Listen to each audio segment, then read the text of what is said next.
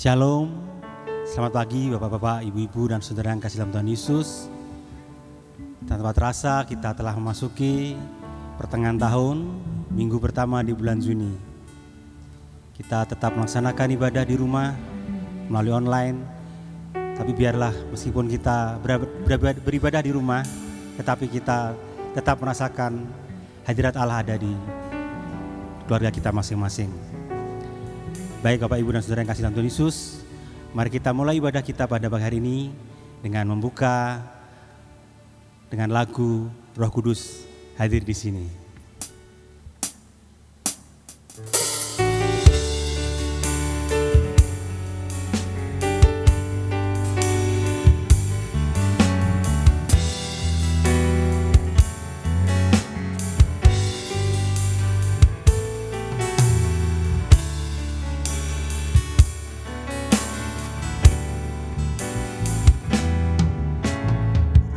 Kudus hadir di sini, mengalir di bait suci, perkara ajaib pun terjadi, kuasa mujizat nyata, karena Roh Allah sedang bekerja. Roh Kudus hadir di sini, mengalir di bait suci, perkara ajaib pun terjadi, kuasa mujizat nyata, karena Roh Allah sedang bekerja. Tiada yang mustahil dan tiada yang sukar bila Roh Allah turut bekerja. Tiada yang mustahil bagi orang percaya bila Roh Allah turut bekerja di antara kita.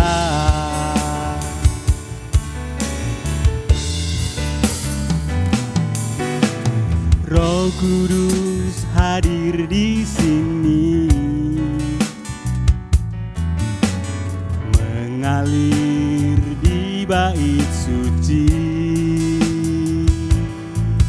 perkara ajaib pun terjadi, kuasa mujizat nyata, karena Roh Allah sedang bekerja.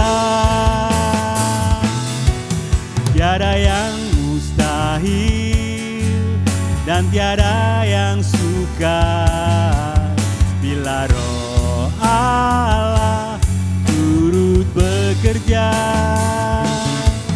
Tiada yang mustahil bagi orang percaya bila Roh Allah turut bekerja di antara kita.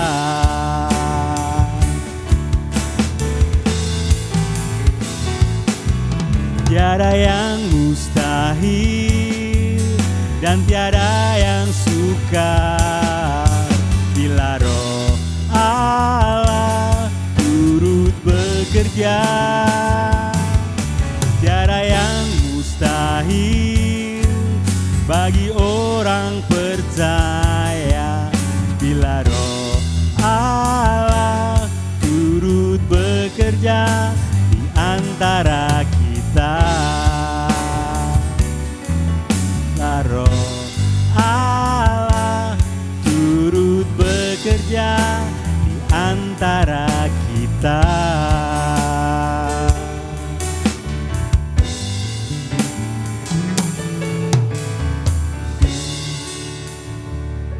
Mari kita berdoa.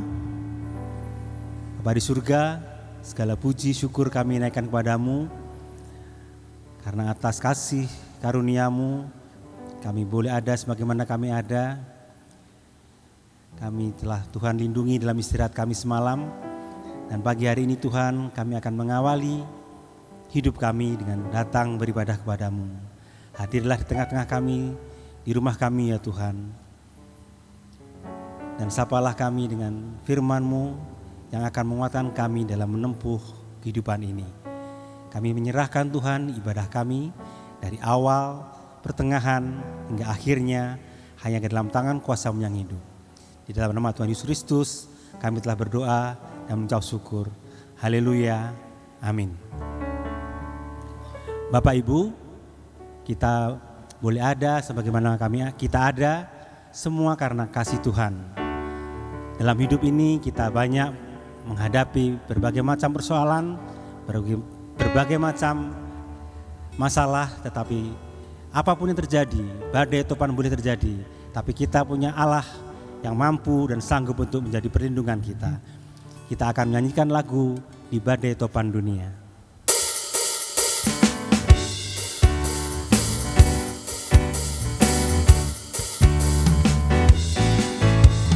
Badai topan dunia, Tuhanlah perlindunganku. Kendati goncang semesta, Tuhanlah perlindunganku.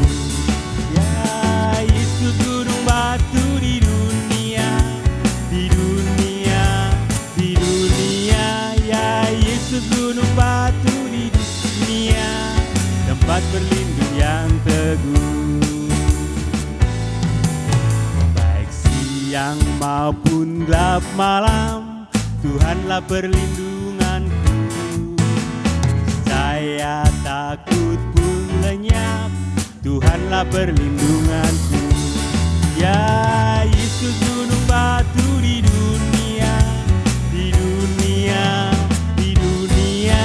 Ya Yesus gunung batu di dunia, tempat berlindung yang teguh. Yesus gunung batu di dunia, di dunia, di dunia. Ya Yesus gunung batu di dunia, tempat berlindung yang teguh, tempat berlindung yang teguh, tempat berlindung yang teguh.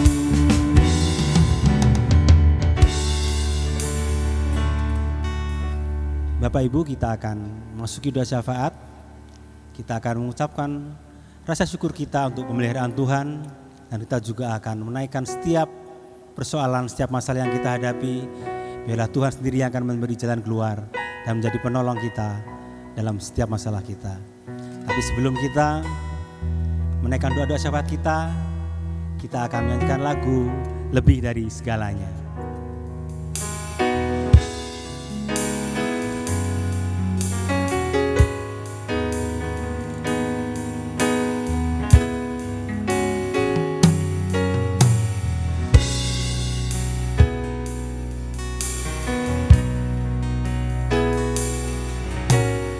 Lebih dari segalanya,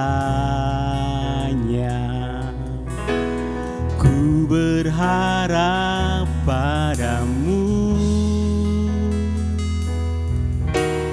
Lebih dari para penjaga, mengharap fajar pagi. Begitu rindu hatiku berada dekatmu. Alangkah dalam kasih-Mu memenuhi hidupku.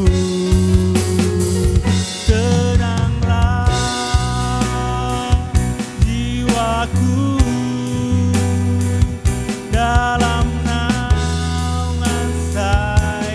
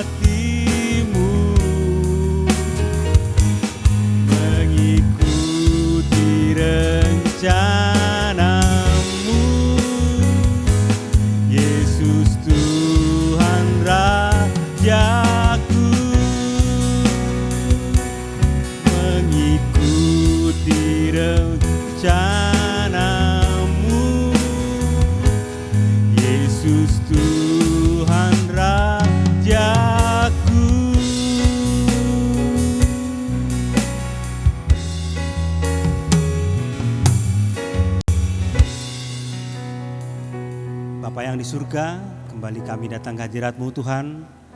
Kami bersyukur untuk pemeliharaan Tuhan 1 minggu lamanya Engkau telah pimpin kami dalam segala aktivitas hidup kami. Baik kami yang bekerja, baik kami yang sekolah, ibu rumah tangga, semua Tuhan telah tolong. Pada pagi hari ini Tuhan, kami bersyukur jika Tuhan tetap memberi kami anugerah terbesar untuk bisa menikmati hari yang baru. Tuhan, semua kebaikan-Mu telah kami rasakan. Untuk itu kami bersyukur pagi ini kami boleh meluangkan waktu untuk bisa beribadah bersama-sama, menghadap ke hadirat-Mu, memuji muliakan nama-Mu ya Tuhan, juga memberi persembahan kepada-Mu. Terlebih Tuhan, kami boleh belajar sebagian firman-Mu untuk menguatkan iman kami dalam mengiring Engkau dalam kehidupan kami hari lepas hari. Terima kasih Tuhan untuk semua yang telah Engkau beri pada kami. Kami juga bersyukur jika saat ini Engkau juga berkenan untuk memberi kami kesempatan menaikkan setiap syafaat kami kepadamu. Tapi sebelumnya Tuhan, kami mohon Engkau mengampuni segala dosa dan kesalahan kami. Engkau menyucikan hidup kami, baik dosa perbuatan, pikiran, perkataan kami. Engkau sucikan ya Tuhan, sehingga setiap syafaat yang kami naikkan kepadamu bisa sampai kepadamu dan Engkau mendengar dan menjawab sesuai dengan kehendak-Mu. Ya Tuhan, pada pagi hari ini kami berdoa bagi seluruh jemaat GKI Mikrasa Tuhan. Kami bersyukur jika sampai saat ini Tuhan, di tengah-tengah dunia yang mengalami ketakutan, kegelisahan tentang virus corona, kami bersyukur jika jemaat tempat ini Tuhan boleh memberikan kesehatan yang baik. Sampai detik ini Tuhan, kami semua boleh dalam keadaan yang baik. Kami mohon kiranya perlindungan Tuhan, berkat kesehatan dari Tuhan akan tetap melimpah pada kami, sehingga sampai akhirnya kami juga akan tetap dalam keadaan sehat dan baik ya Tuhan. Terima kasih Tuhan Yesus, berkati usaha pekerjaan setiap jemaat-Mu di tempat ini. Biarlah di masa yang sulit ini, dalam keadaan ekonomi yang sulit, kami tetap mendapatkan berkat dari Tuhan.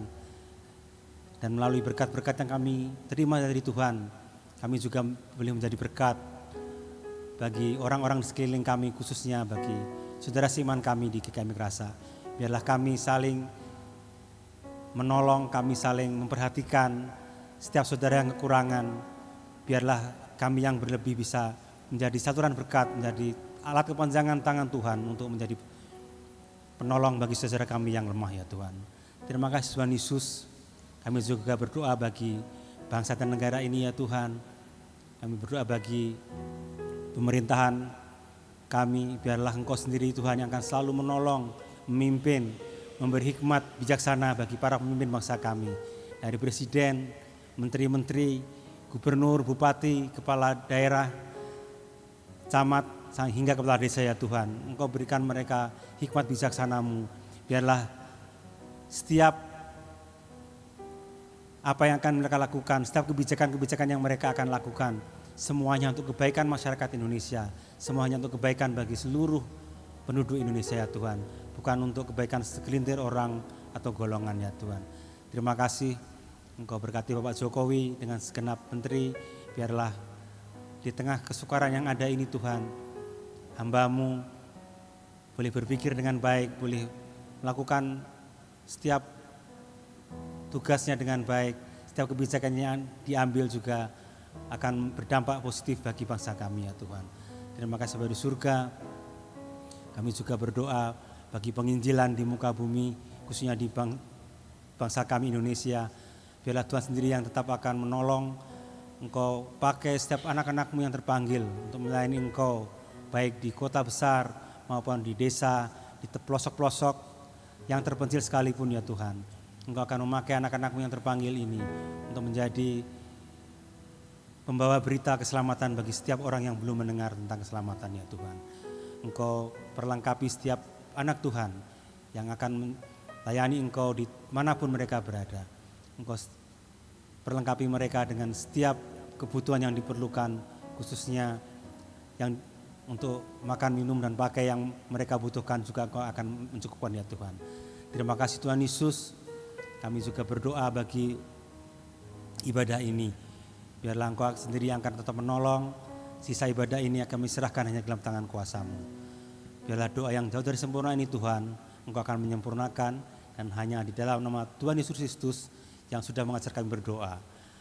Bapa kami yang di surga, dikuduskanlah nama-Mu, datanglah kerajaan-Mu, jadilah kehendak-Mu di bumi seperti di surga. Berikanlah kami pada hari ini makanan kami yang secukupnya, dan ampunilah kami akan kesalahan kami, seperti kami juga mengampuni orang yang bersalah kepada kami. Dan janganlah membawa kami dalam pencobaan, tapi lepaskanlah kami daripada yang jahat. Karena Engkau-lah yang punya kerajaan dan kuasa dan kemuliaan sampai selama-lamanya. Amin. Bapak, Ibu, dan Saudara, tiba saatnya kita akan mendengar firman Tuhan yang akan disampaikan oleh hambanya Ibu Niko Raga. Tapi sebelumnya kita akan mengangkat sebuah pujian, Jalan Hidup Orang Benar.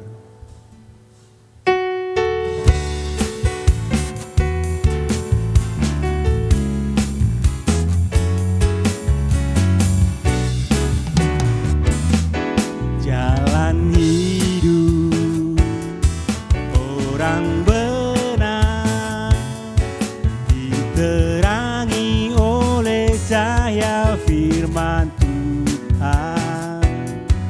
Jalan hidup orang benar semakin terang hingga rembang tengah hari.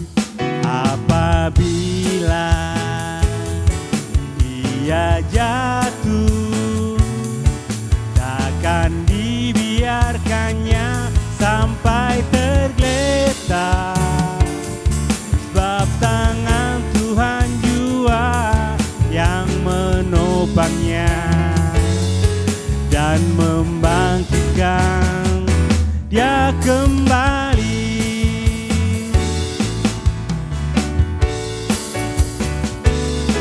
Jalan hidup orang benar diterangi oleh cahaya firman Tuhan.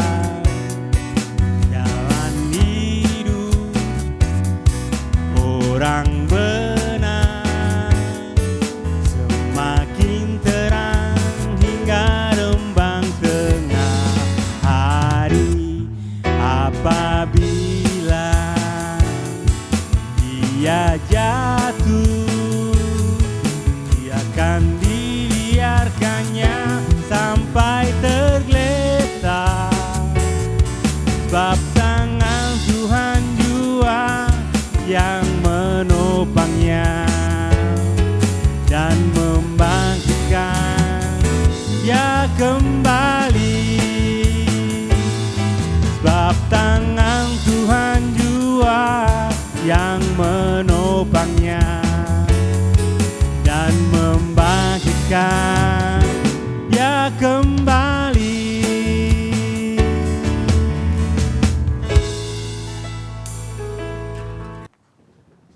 Selamat pagi jemaat yang dikasihi Tuhan Yesus. Rasanya kangen juga ya, sudah lama tidak pernah bertemu. Tapi pagi ini puji Tuhan kita diizinkan Tuhan, saya diizinkan Tuhan diberi kekuatan untuk bisa duduk dan menyampaikan firman Tuhan bagi kita semua. Tapi sebelumnya mari kita berdoa. Bapa di dalam surga, kami bersyukur untuk hari anugerah pemberian-Mu ini, di mana kami masih bisa bertemu bersama-sama untuk beribadah kepada Tuhan. Meskipun kami beribadah di rumah kami masing-masing, tapi kami tetap percaya Engkau hadir di tengah-tengah kami, di tengah-tengah keluarga kami masing-masing. Firman Tuhan tetap bisa kami nikmati bersama. Terima kasih Tuhan, dan kami serahkan seluruh rangkaian ibadah pada pagi hari ini. Tuhan berkati puji-pujian yang akan kami nyanyikan bersama. Tuhan berkati firman Tuhan yang kami renungkan bersama, supaya semua boleh menjadi berkat dalam kehidupan kami, menjadi kekuatan baru bagi kami di dalam kami mengiring Engkau di masa yang sukar sulit ini Tuhan. Terima kasih Bapa, kami serahkan jam pemberitaan firman Tuhan dari awal sampai akhir di dalam nama Tuhan kami Yesus Kristus. Amin. Sidang jemaat yang dikasihi Tuhan, sekarang ini dunia sedang dibingungkan bagaimana mengatasi virus yang sampai hari ini masih belum ada vaksinnya. Bahkan diperkirakan kemungkinan virus ini tidak akan musnah dari bumi, dari dunia ini. Dari seluruh dunia, bukan hanya di Indonesia, tetapi di seluruh dunia. Sehingga pemerintah Indonesia sekarang mulai memikirkan bagaimana caranya supaya kita tetap dapat menjalani hidup dengan normal, dengan aktivitas, bisa menjalankan usaha pekerjaan kita juga dengan aturan-aturan yang sudah ditetapkan, protokol kesehatan yang sudah sedang digumuli oleh pemerintah kami, bagaimana supaya ada aturan-aturan yang disebut sebagai new normal atau kenormalan baru atau tata kehidupan yang baru, supaya kita semua dapat hidup di tengah-tengah pandemi corona yang sampai sekarang masih menggelisahkan banyak orang. Tata kehidupan yang baru yang harus ditaati oleh seluruh masyarakat Indonesia supaya kita semua bisa memutus rantai penularan COVID-19 dan juga bisa terhindar dari bahaya COVID-19 ini. Jemaat yang dikasihi Tuhan Yesus, tata kehidupan yang baru juga dialami oleh sidang jemaat yang mula-mula. Ketika mereka baru saja menyaksikan peristiwa pencurahan Roh Kudus atau peristiwa Pentakosta. Saya akan membacakan beberapa ayat firman Tuhan yang saya ambil dari Kisah Rasul pasal 2 ayat yang ke-41 sampai 47. Demikian bunyi firman Tuhan. Cara hidup jemaat yang pertama. Orang-orang yang menerima perkataannya itu memberi diri dibaptis, dan pada hari itu jumlah mereka bertambah kira-kira 3.000 jiwa. Mereka bertekun dalam pengajaran rasul-rasul dan dalam persekutuan. Dan mereka selalu berkumpul untuk memecahkan roti dan berdoa. Maka ketakutanlah mereka semua, sedang rasul-rasul itu mengadakan banyak mujizat dan tanda. Dan semua orang yang telah menjadi percaya tetap bersatu, dan segala kepunyaan mereka adalah kepunyaan bersama. Dan selalu ada dari mereka yang menjual harta miliknya, lalu membagi-bagikannya kepada semua orang sesuai dengan keperluan masing-masing. Dengan bertekun dan dengan sehati, mereka berkumpul tiap-tiap hari dalam bait Allah. Mereka memecahkan roti di rumah masing-masing secara bergilir dan makan bersama-sama dengan gembira dan dengan tulus hati, sambil memuji-muji Allah, dan mereka disukai semua orang, dan tiap-tiap hari Tuhan menambah jumlah mereka dengan orang yang diselamatkan. Sampai sedemikian jauh pembacaan firman Tuhan. Berbahagialah kita yang mendengar, memelihara dan melakukan dalam kehidupan kita tiap-tiap hari. Sidang jemaat yang dikasihi oleh Tuhan Yesus, sidang jemaat orang-orang Kristen pada waktu itu, orang-orang percaya, belum dikatakan sebagai orang Kristen ya, tapi orang-orang percaya, mereka berkumpul di Yerusalem dalam acara hari raya Pentakosta, atau disebut juga hari raya 7 minggu, atau disebut juga hari raya penuaian, atau disebut juga hari raya buah bungaran, atau yang sekarang gereja-gereja biasa memperingati dengan hari raya unduh-unduh, di mana seringkali mereka mempersembahkan hasil pertama atau hasil kebun mereka untuk dipersembahkan kepada Tuhan, kemudian dilelang. Itu yang dilakukan oleh gereja-gereja pada saat ini. Dan mereka itu bukan orang-orang baru, mereka adalah orang-orang Israel yang sudah biasa hidup dalam ibadah, beribadah kepada Allah di bait Allah. Dan mereka berkumpul bersama untuk menikmati persekutuan perjamuan raya di mana mereka merayakan hari raya buah bungaran, hari raya 7 minggu ini. Tetapi firman Tuhan di sini mengatakan bahwa orang-orang yang menerima perkataannya, seolah-olah mereka itu orang-orang yang baru yang sekian lama belum pernah mendengar firman Tuhan. Tetapi mereka adalah orang-orang yang mendengar firman Tuhan. Di dalam kehidupan mereka, setiap hari Sabat mereka masih mentaati peraturan-peraturan dalam hukum Taurat ya. Jadi hari Sabat mereka mesti berkumpul, beribadah kepada Tuhan. Pada hari-hari raya tertentu mereka berkumpul di Yerusalem. Kalau bukan hari raya tertentu mungkin mereka di daerah mereka masing-masing, di sinagoge mereka beribadah kepada Allah. Tetapi ketika mereka sudah menikmati pencurahan Roh Kudus itu, ada sikap yang baru dari kehidupan orang-orang pada waktu itu. Kalau kita membaca dari ayat yang ke-37 dari pasal 2 ini, dikatakan oleh firman Tuhan, ketika mereka mendengar hal itu, maksudnya mendengar khotbah Petrus itu, hati mereka sangat terharu. Lalu mereka bertanya kepada Petrus dan rasul-rasul yang lain, apakah yang harus kami perbuat, saudara-saudara? Mereka punya sikap yang baru dalam menanggapi pemberitaan firman Tuhan. Kalau waktu lalu ketika Tuhan Yesus berkhotbah di dalam bait Allah pada hari Sabat, mereka menyodorkan kitab kepada Tuhan Yesus, menyodorkan kitab Nabi Yesaya, dan ketika Tuhan Yesus menguraikan itu, dan Tuhan Yesus mengatakan, hari ini semuanya sudah digenapi. Dan Tuhan Yesus mengurapkan apa arti katanya itu. Mereka marah saudara-saudara, mereka tidak menanggapi firman Tuhan itu dengan positif dan merenungkan, tapi mereka marah bahkan akan mengusir Tuhan Yesus dari bait Allah itu.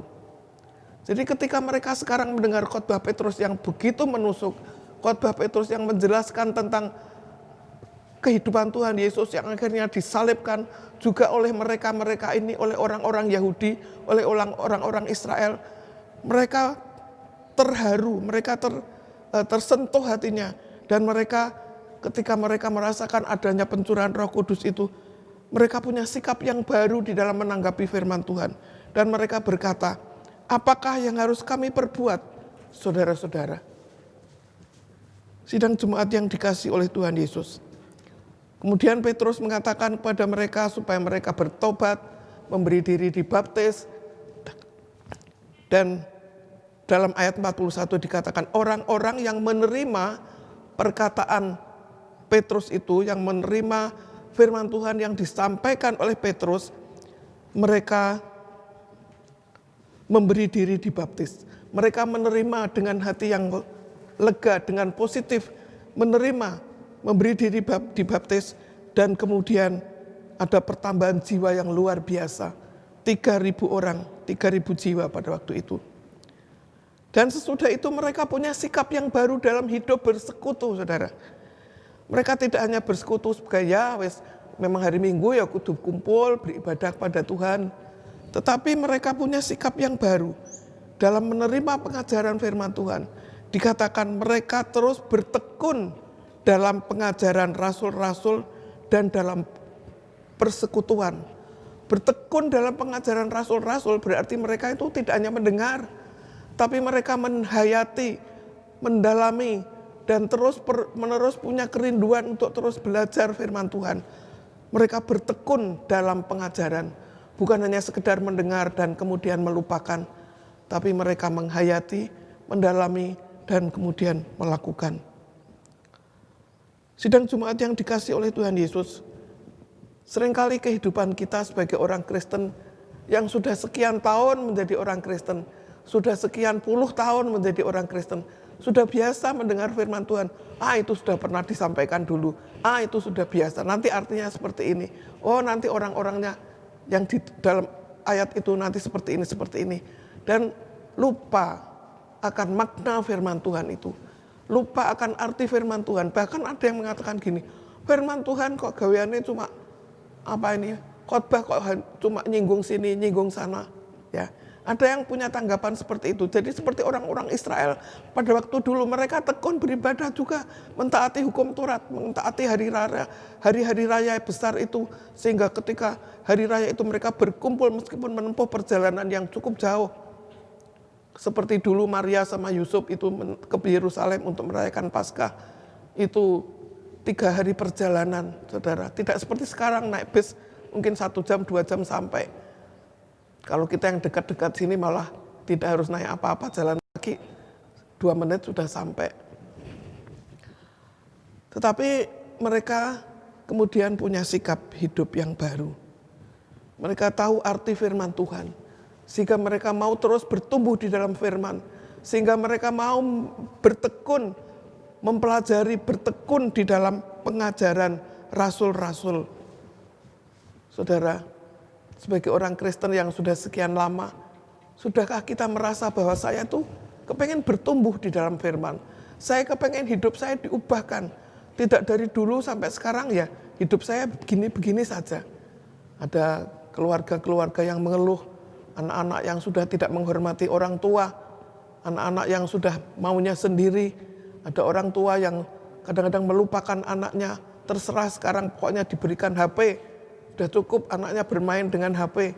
Saudara, kadang-kadang mereka memang sekarang musimnya ya, semua orang pegang gadget.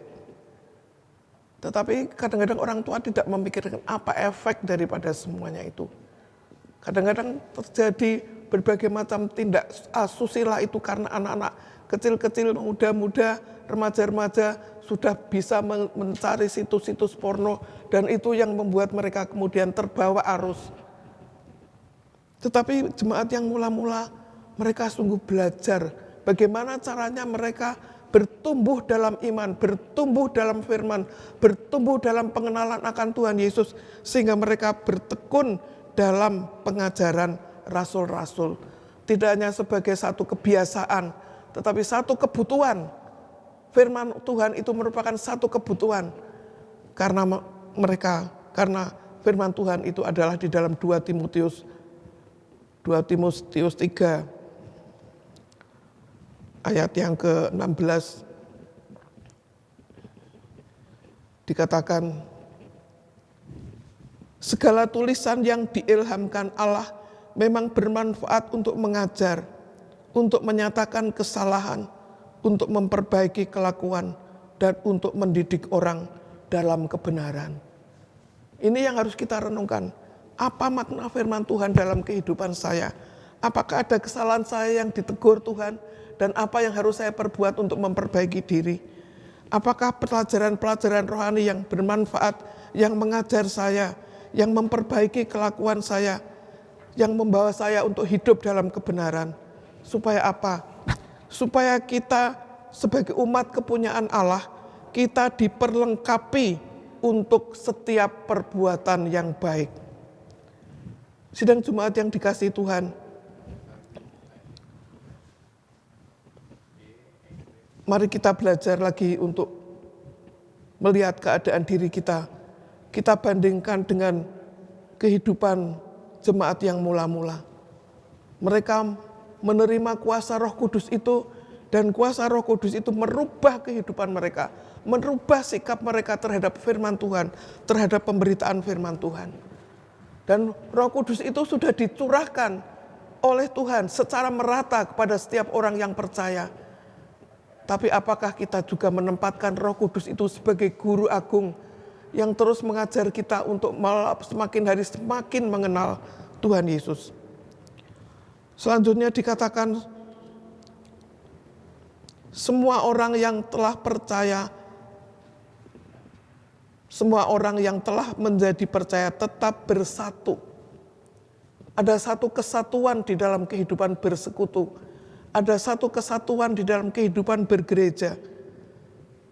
Tidak ada blok sini, tidak ada blok sana, tidak ada, Rasul Paulus mengatakan, tidak ada kelompok Paulus, tidak ada kelompok Apolos. Karena semua orang percaya harus menjadi bersatu. Karena kita masing-masing punya kekurangan, punya kelebihan. Dan Rasul Paulus mengatakan, Paulus menanam, Apolos menyiram, Tuhan yang menumbuhkan. Jadi kedua blok baik Apolos maupun Rasul Paulus itu adalah bekerja sama untuk saling melengkapi, untuk saling mendukung pertumbuhan karena Tuhan Allah yang akan menumbuhkan. Dan itu menjadi pola hidup yang baru bagi jemaat yang mula-mula. Mereka tidak mau menjadi kelompok Apolos, menjadi kelompok Petrus, menjadi kelompok Paulus, tetapi Paulus menanam, Apolos menyiram. Pertumbuhan itu ada di dalam tangan Tuhan. Mereka hidup dalam bersatu, tidak mau ada blok-blok di dalam gereja, ada klik-klik di dalam gereja, ada kelompok-kelompok yang saling sikut-menyikut sini sana, yang saling kontra, saling membicarakan kejelekan masing-masing. Tetapi dikatakan mereka menjadi bersatu.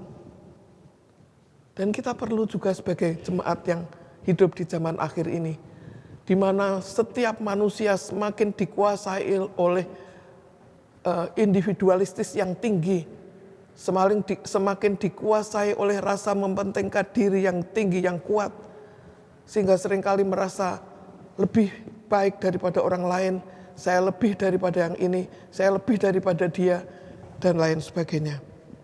Tetapi sikap hidup yang dikuasai oleh Roh Kudus mempunyai sikap hidup yang baru. Mereka merasa bahwa kita itu semua sama, orang berdosa, kita perlu diselamatkan, kita perlu bertumbuh, kita perlu belajar terus firman Tuhan, perlu bertekun dalam pengajaran rasul-rasul, menghayati pengajaran rasul, menghayati firman Tuhan, dan kemudian kita bersatu untuk menjalankan tugas kita untuk memberitakan Injil, untuk menjalani panggilan Tuhan, untuk gereja Tuhan, untuk menjadi garam dan terang dunia. Jemaat yang dikasihi Tuhan, yang ketiga dalam kehidupan jemaat yang mula-mula adalah mereka memiliki kepedulian sosial yang tinggi. Mungkin ini tidak bisa diaplikasikan dengan kehidupan kita sekarang ya. Kalau mereka menjual harta miliknya untuk dibagikan kepada masing-masing, itu sekarang sudah lain zamannya. Tetapi satu hal yang perlu kita hayati adalah adanya kepedulian yang tinggi satu dengan yang lain. Kepedulian baik secara finansial, mungkin kita melihat orang lain membutuhkan, kita bantu sesuai dengan kemampuan kita. Tapi tidak harus dengan finansial, tapi kita melihat mereka yang dalam pergumulan, mari kita doakan, mari kita nasihati, mari kita kunjungi, kita kuatkan, kita hiburkan, sebagai rasa kepedulian kita terhadap si A, terhadap si B. Meskipun mereka terdiri dari, bukan sedikit, kita ini hanya berapa orang saudara di gereja kita. 100 saja mungkin nggak sampai hari minggunya ya. Tetapi mereka itu 3.000 jiwa yang baru mendengar khotbah Petrus dan mereka dikatakan bersatu. Mereka belajar firman Tuhan dengan sungguh, mereka bersatu dan mereka mempunyai kepedulian sosial yang tinggi. Dan itulah satu kesaksian hidup yang nyata yang dilihat oleh orang-orang yang tidak percaya, oleh lingkungan mereka, oleh tetangga kanan kiri mereka. Sehingga dikatakan mereka setiap hari ditambahkan jiwa-jiwa yang baru. Sidang jemaat yang dikasihi oleh Tuhan Yesus, sekarang memang kita tidak bisa berkumpul bersama-sama oleh karena kondisi alam yang sedang dilanda oleh virus ini, kita harus belajar menjaga jarak. Tetapi mereka juga waktu itu tetap bertekun di dalam bait Allah. Mereka berkumpul tiap-tiap hari di dalam bait Allah. Mereka memecahkan roti di rumah masing-masing secara bergilir dan makan bersama-sama dengan gembira dan dengan tulus hati.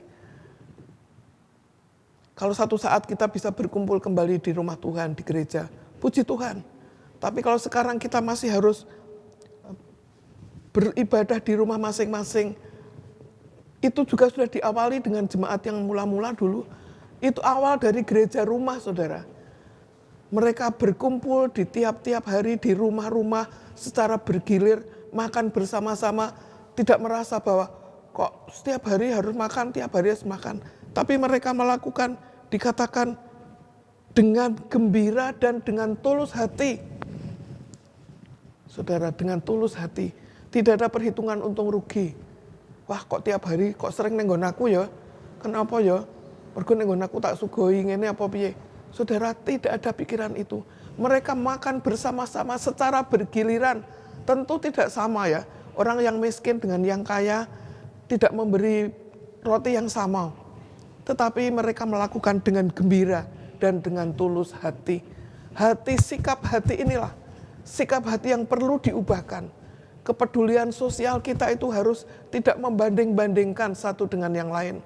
Kepedulian sosial kita harus memperhatikan orang lain, mana yang membutuhkan, mana yang perlu dibantu, mana yang perlu didoakan, mana yang perlu dinasihati dan lain sebagainya. Ini sikap hidup jemaat yang mula-mula. Yang ketiga adalah kepedulian sosial yang tinggi. Dan kemudian juga dalam berdoa. Dikatakan mereka berkumpul, memecahkan roti dan berdoa. Mereka tahu arti pentingnya doa, saudara. Dan ini yang lemah di dalam gereja-gereja di akhir zaman ini. Di mana-mana gereja. Saya bersyukur kalau ada gereja-gereja yang masih mengadakan persekutuan doa setiap hari 24 jam. Dan saya melihat memang luar biasa Tuhan menjawab doa-doa mereka. Gerejanya besar dan penuh dengan jemaat. Tapi apa gereja-gereja yang suam-suam kuku, tidak mengerti pentingnya doa, pikirnya wes doa di rumah sendiri masing-masing cukup. Tetapi jemaat yang mula-mula itu mereka berkumpul berdoa. Doa pribadi itu penting, sangat penting. Karena Tuhan Yesus mengajarkan kalau kamu berdoa masuk kamar, berdoa kepada Bapa di surga, dia akan menjawab. Tapi doa bersama juga merupakan satu yang sangat penting. Karena kita bisa dalam kesehatian. Tuhan Yesus juga mengatakan 2 atau 3 orang berkumpul dalam namaku, aku hadir dan aku menjawab doa-doa. Dalam kesepakatan, Tuhan Yesus mengajar 2 hal sama pentingnya. Doa pribadi dan doa dalam persekutuan sama pentingnya. Dan mari kita harus mempunyai sikap hidup yang baru. Setelah kita merasakan Pentakosta, setelah kita merasakan pencurahan Roh Kudus mengubah sikap hidup kita terhadap persekutuan, sikap hidup kita terhadap persekutuan, terhadap firman Tuhan, sikap hidup kita terhadap sesama kita dalam kepedulian, sikap hidup kita dalam doa. Saudara, kadang-kadang saya sedih. Saya memang tidak bisa ikut dalam persekutuan doa di gereja karena apa? Karena kondisi fisik saya lemah. Tetapi setiap kali saya tanya yang datang persekutuan doa, sing teko wong piro? Orang 5, orang 3, orang 6. Puji Tuhan kalau datang orang 10, itu luar biasa, saudara. Lalu saya pikir, lalu yang lain tuh kemana? Bapak-bapak, ibu-ibu majelis ini, pernahkah tergerak hatinya untuk sadar bahwa kita perlu berdoa untuk gereja ini loh. Pelayanan ini membutuhkan doa. Kita ini tidak mampu berbuat apa-apa. Doa itu punya peranan yang penting. Itu sebabnya Tuhan Yesus mengajak Petrus dan Yohanes dan Yakobus ketika di Taman Getsemane. Berjagalah dan berdoalah. Tidak sanggupkah kamu berdoa 1 jam saja untuk saya? Tetapi Tuhan lalu mengatakan, roh memang penurut, tetapi tubuh lemah. Tapi dia tetap mengatakan, berdoalah supaya kamu jangan jatuh ke dalam pencobaan. Jemaat yang dikasihi Tuhan Yesus, mari kita punya sikap yang hidup yang baru juga tentang doa. Supaya kita sadar arti pentingnya doa. Saya bersyukur kalau saudara berdoa di rumah masing-masing.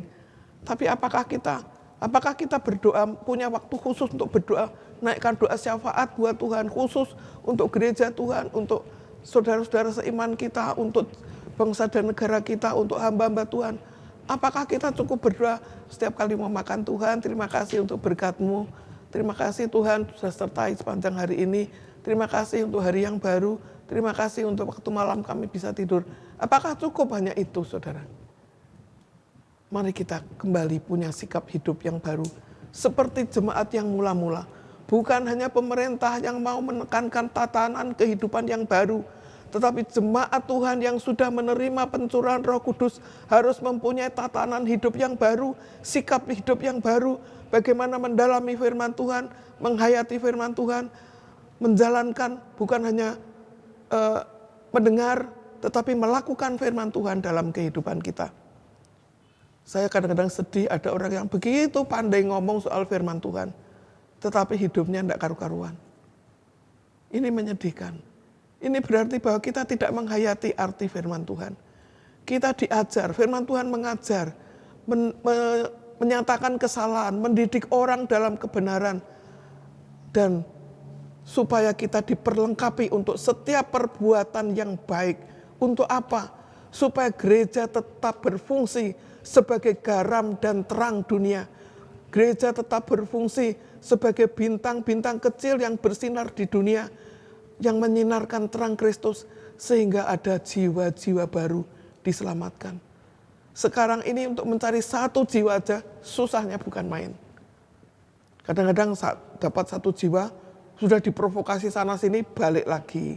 Saudara, itu kenyataan sekarang ini. Dan kita harus renungkan itu. Kita harus belajar setelah Pentakosta yang kemarin dulu kita rayakan. Kita renungkan apakah Pentakosta yang dicurahkan 2000 tahun yang lalu ini juga kita terima sekarang ini sebagai pencurahan hidup, pencurahan Roh Kudus yang terus dicurahkan dalam kehidupan kita, yang akan memperbaharui sikap hidup kita, memperbaharui pola pikir kita, memperbaharui tata hidup kita sesuai dengan kebenaran firman Tuhan. Di akhir zaman ini, saudara, Timotius mengatakan akan datang waktu yang sulit. Sekarang inilah waktu sulit. Salah satu waktu yang sulit yang sekarang kita hadapi semuanya. Semua orang mengalami kesulitan. Bukan hanya mereka yang sakit, tetapi mereka yang terdampak virus ini. Ada yang di PHK, ada yang bekerja hanya setengah hari, setengah bulan, dapat gaji setengah bulan. Ada yang dirumahkan dan tidak mendapat gaji meskipun belum di PHK. Sehingga mereka harus hidup hari demi hari. Dan semua orang yang percaya bersatu. Kesatuan ini yang harus terus kita jaga, saudara. Sekarang banyak gereja itu terpecah belah oleh rasa egoisme masing-masing. Di hari-hari menjelang kedatangan Tuhan Yesus itu akan terjadi memang. Saya akan membacakan dari Timotius, kitab 2 Timotius, pasal yang ketiga,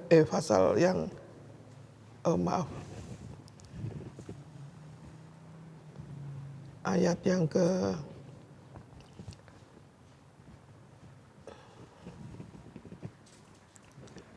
ayat yang pertama ya. 2 Timotius 3. Ketahuilah bahwa hari-hari terakhir akan datang masa yang sukar. Manusia akan mencintai dirinya sendiri.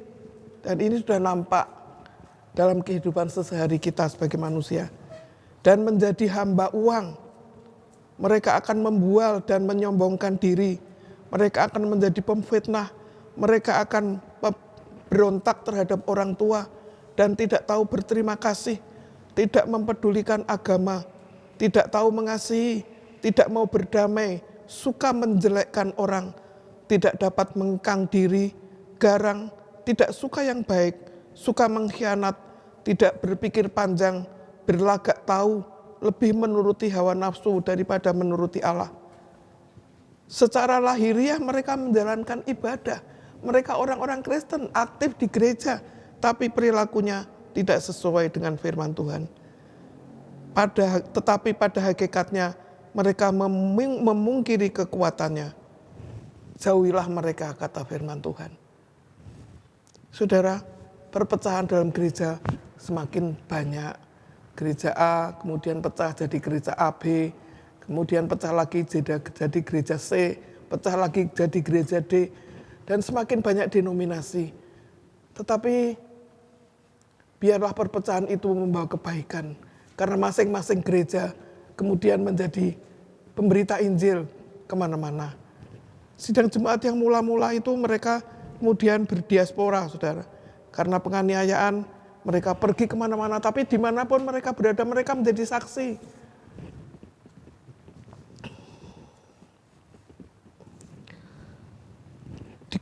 dikatakan dalam ayat 43, maka ketakutanlah mereka semua, sedang rasul-rasul itu mengadakan banyak mujizat dan tanda. Orang-orang takut kepada orang-orang Kristen yang mula-mula karena apa? Karena hidup mereka itu tidak sama dengan kehidupan orang lain. Ada perubahan sikap, ada perubahan tatanan hidup yang begitu nyata sehingga mereka sungguh-sungguh dipakai Tuhan menjadi garam dan terang. Dipakai Tuhan menjadi cahaya penerang dunia ini, menjadi alat untuk memuliakan nama Allah. Dan gereja yang kita sekarang ini juga harus menyadari hal itu, bahwa panggilan kita itu tetap sama untuk memberitakan Injil, membuat sekalian bangsa menjadi murid Tuhan, menjadi berkat bagi dunia ini. Kita seringkali menyanyikan itu, bila saatnya nanti ku tak berdaya lagi, hidup ini sudah jadi berkat. Tapi jangan ketika sudah tidak berdaya baru mau jadi berkat, saudara. Tapi sejak usia sekarang ini ketika kita merasakan pencurahan Roh Kudus dalam kehidupan kita, berubahlah dengan pembaharuan budi, kata Roma pasal 12 ayat 2. Berubahlah dengan pembaharuan budimu supaya kamu mengerti apa kehendak Bapa, apa yang baik dan yang sempurna. Kehidupan kita harus berubah. Kita harus punya tatanan hidup yang baru, sikap hidup yang baru, yang melayani Tuhan, mengadakan persekutuan di rumah-rumah maupun di bait Allah dengan tulus hati, dengan sukacita, dengan gembira dan dengan tulus hati. Ketulusan hati inilah yang seringkali sukar untuk kita lakukan. Karena ada yang kemudian di belakang-belakang ngomel-ngomel, begini, begitu, dan lain sebagainya. Saudara, mari kita belajar dari jemaat yang mula-mula. Mari kita tidak hanya mempunyai tatanan hidup yang baru dalam melawan virus COVID-19 ini, tetapi juga kita punya tatanan hidup yang baru dalam kehidupan bergereja, supaya hidup kita seperti jemaat yang mula-mula, menjadi berkat bagi tetangga kita, menjadi berkat bagi lingkungan kita, menjadi berkat bagi bangsa dan negara kita, menjadi berkat juga bagi gereja-gereja yang lain. Jemaat Tuhan bukan hanya memperhatikan firman Tuhan, kemudian belajar mengubah hidupnya, tapi juga menjadi pendoa-pendoa yang harus berdoa bagi dunia ini, supaya dunia disiapkan untuk menanti kedatangan Tuhan Yesus yang kedua kali. Orang Kristen disiapkan untuk menanti kedatangan Tuhan Yesus yang kedua kali. Gereja-gereja dibangunkan untuk menjadi alat-alat Allah untuk mempersiapkan dunia menanti kedatangan Tuhan Yesus yang kedua kali. Kiranya Tuhan memberkati kita. Amin. Mari kita berdoa. Bapa di surga, kami sadar tidak mudah untuk meneladani kehidupan jemaat yang mula-mula dalam kehidupan kami di zaman akhir ini, di mana rasa individualistis, rasa mementingkan diri sendiri sudah semakin kuat. Tetapi kami belajar untuk mempersiapkan kedatangan-Mu Tuhan. Kedatangan-Mu sudah semakin dekat. Apa yang kami cari di dunia ini, kecuali kami mencari Engkau, sumber keselamatan, sumber kekuatan, sumber penghiburan, sumber segala berkat kami. Dan Engkau tumbuhkan terus iman percaya kami. Tumbuhkan pengenalan kami akan Engkau. Tumbuhkan kami pengenalan kami akan firman. Berikan kami kesetiaan dalam mempelajari firman Tuhan. Bertekun dalam pengajaran firman Tuhan. Bukan hanya mendengar, tapi kemudian jadikan kami oleh pertolongan Roh-Mu yang kudus menjadi pelaku-pelaku firman. Sehingga kami dapat mengejawantahkan kehidupan jemaat yang mula-mula dalam kehidupan kami sesehari. Tolonglah kami Bapa, tanpa pertolongan-Mu kami semua lemah, kami rapuh, dan kami tidak akan mampu melakukan apa yang Tuhan kehendaki. Terpujilah nama-Mu Tuhan. Kami bersyukur karena Engkau sudah mengaruniakan kepada kami Roh penolong. Karena Tuhan berjanji tidak akan meninggalkan kami sebagai yatim piatu. Engkau berikan kami Roh penolong. Roh Kudus itu pimpin kami ya Roh Kudus. Pimpin kami tiap-tiap hari. Pegang tangan kami supaya kami selalu berjalan bersama-Mu. Dalam nama Tuhan Yesus kami berdoa. Amin.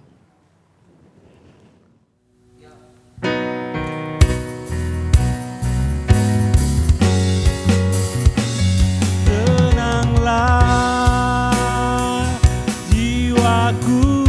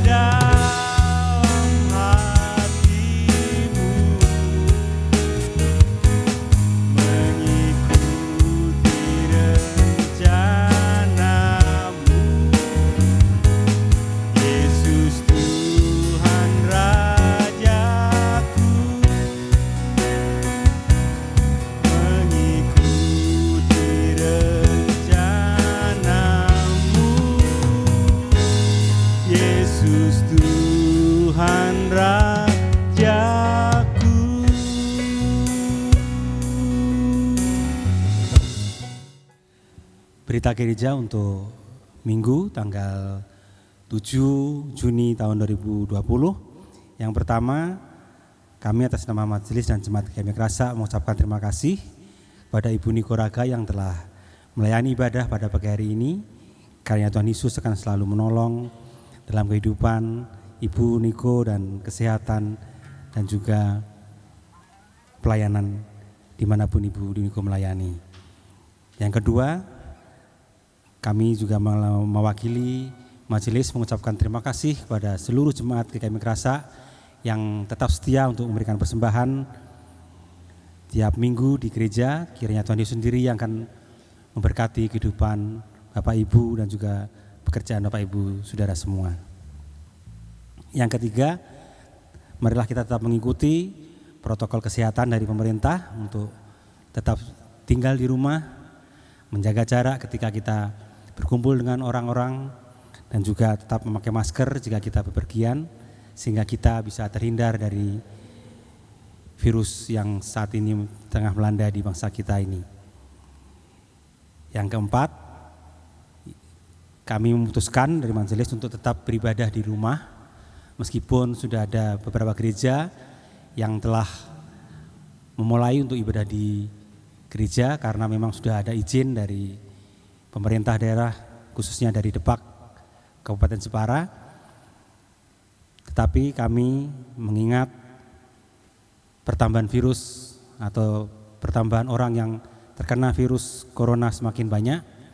Oleh sebab itu kami tetap memutuskan untuk beribadah di rumah masing-masing secara online. Dan yang terakhir, selamat hari Minggu, selamat beraktivitas. Kiranya Tuhan Yesus tetap menjaga kita dan melindungi kita dalam segala aktivitas kita.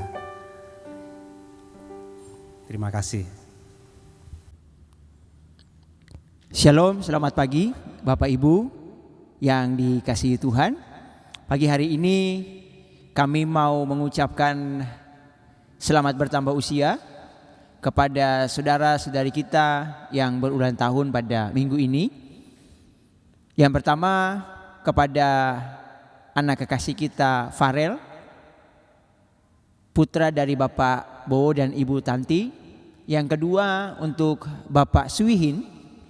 Dan yang ketiga untuk anak kekasih Abel, putra dari Bapak Anto dan Ibu Marta. Kami segenap sidang jemaat GKI Mikrasa, Bapak Ibu Penatua dan Diaken beserta segenap pelayan-pelayan Tuhan, pelayan-pelayan yang melayani, kami mengucapkan selamat bertambah usia kepada Bapak Ibu Saudara semua. Doa kami semua, Bapak dan Ibu, saudara-saudari dan anak-anak, diberkati Tuhan senantiasa. Mari kita bersatu hati berdoa untuk ketiga saudara kita yang berulang tahun pada minggu ini. Mari berdoa. Sungguh kami bersyukur kepada Tuhan Yesus yang baik, yang sudah mencurahkan berkat-Nya kepada kami sepanjang usia kami.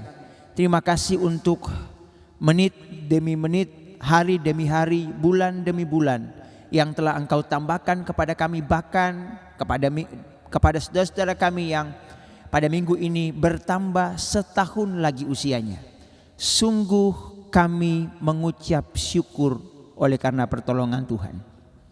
Kami berdoa untuk anak kekasih kami Farel, Tuhan berkati dalam masa pertumbuhannya, dalam masa kanak-kanaknya. Kami berdoa biar Tuhan memberkati, menjaga melindungi kesehatannya, masa pertumbuhannya, supaya dia bertumbuh di dalam takut akan Tuhan, menjadi anak yang mengasihi Tuhan dan menghormati kedua orang tuanya. Kami juga berdoa untuk Bapak Suwihin, Tuhan juga berkati dalam kehidupannya, dalam pekerjaannya, dalam pergumulannya. Kami serahkan sepenuhnya dalam tangan kasih karunia Tuhan. Kami berdoa untuk anak kekasih kami Abel, Tuhan juga kiranya mau tolong dan berkati di masa pendidikannya. Kami serahkan di dalam tangan kasih karunia-Mu. Biarlah Engkau sendiri yang akan memberkatinya. Menempuh studi di SMK, kami juga doakan supaya Tuhan kiranya menolong dalam masa studinya, masa depannya. Apa yang Engkau rancang buat anak kekasih kami Abel, kami serahkan sepenuhnya di dalam tangan kasih karunia Tuhan. Dan biarlah kepada ketiga sahabat kami ini, saudara kami ini, Tuhan terus akan menyertai mereka sepanjang usia mereka.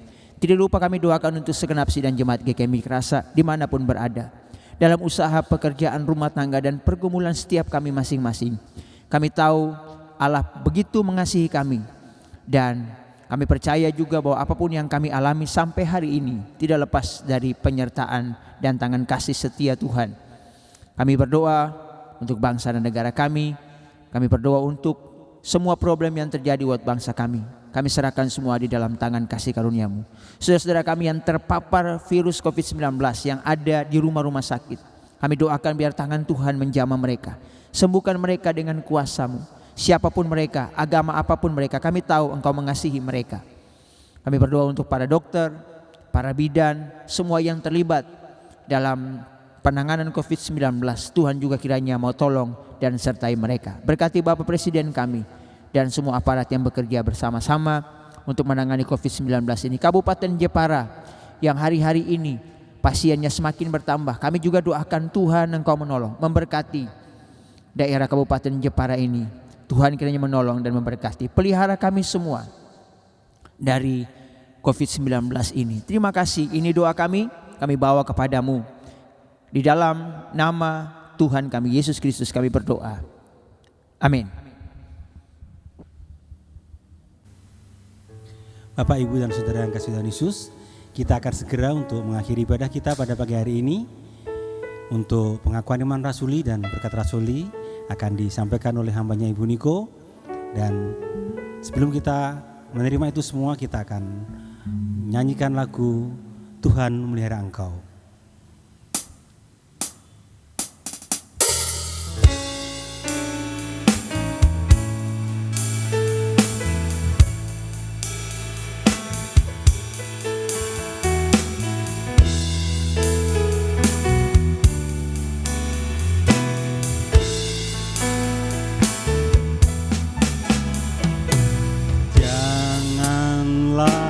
Takut kesusahan, Tuhan memelihara.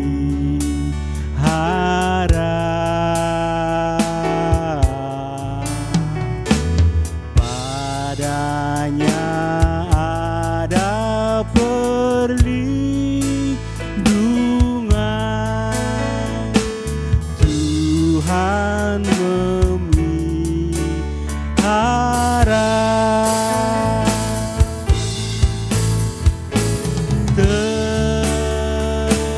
tetapkan hatimu,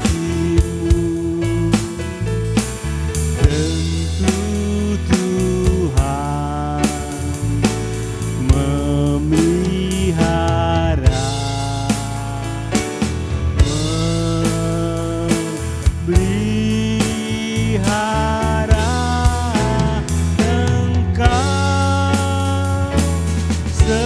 Sepanjang umurmu,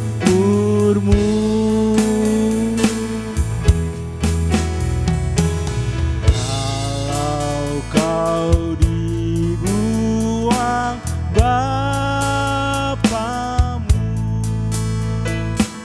Tuhan